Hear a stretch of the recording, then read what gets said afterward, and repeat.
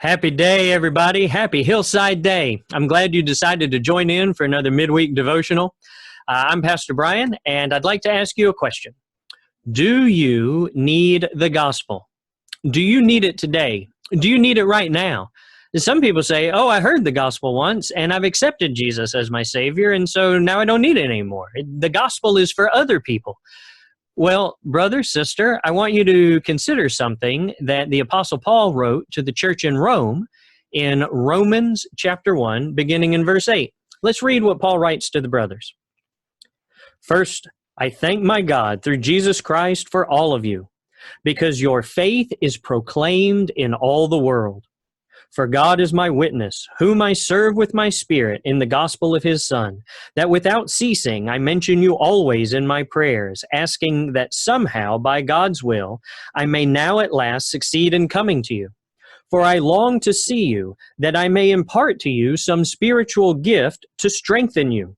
That is, that we may be mutually encouraged by each other's faith, both yours and mine.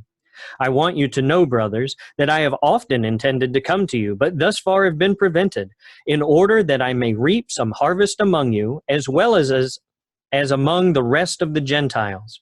I am under obligation both to Greeks and to barbarians, both to the wise and to the foolish. So I am eager to preach the gospel to you also who are in Rome. For I am not ashamed of the gospel, for it is the power of God for salvation to everyone who believes, to the Jew first, and also to the Greek. For in it the righteousness of God is revealed from faith for faith, as it is written, the righteous shall live by faith. There are a lot of cool things in that passage. Some interesting points of church history. The Apostle Paul looks like he wanted to have a mission trip to Spain, and so he wanted the help of the Church of Rome, and so he's writing to find some common ground, and there's some cool stuff in there. But I want to focus on that part in verse 12 where he mentions that they would be mutually encouraged by one another's faith. That in fact, Paul wanted to preach the gospel to those in Rome. It's not because he thought that all the members of the church in Rome were not saved or were not Christians. Of course they were Christians. Paul thanks God all the time when he hears about their faith that is being proclaimed throughout the whole world. But somehow Paul says, look, when I share the gospel, it strengthens you. And when you share the gospel with me, it strengthens me. We encourage one another, and we do so with the sharing of the gospel.